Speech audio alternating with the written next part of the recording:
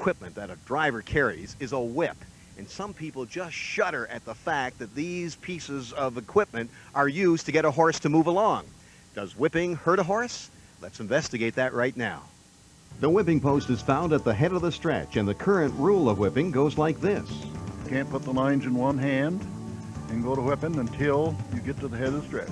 And that's good for the public, don't you think? Exactly. And I got a guy here this afternoon. Cost him $100. That means that these drivers cannot get any muscle into the hitting when their hands must stay in the handholds. But even after they pass the whipping post coming for home and are allowed to free up one hand, does whipping hurt the animal? Not really, most of the time you're hitting up on the saddle pad or the shaft of the race bike.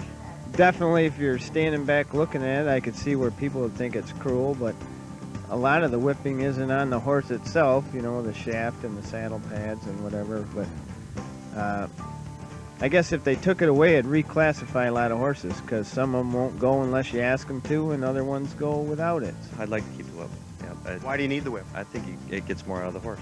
The thoughts on whipping in the 90s are evolving as the veterans are changing their tunes. But I do believe that we should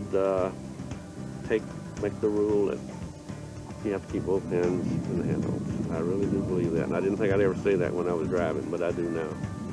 Because it looks to me sometimes, and it's got to the public, if it looks to me like they're abusing the horse.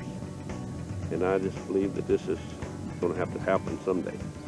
Whipping looks a lot worse than it really is. It's only meant to keep a horse's mind on business. And ornery cameramen.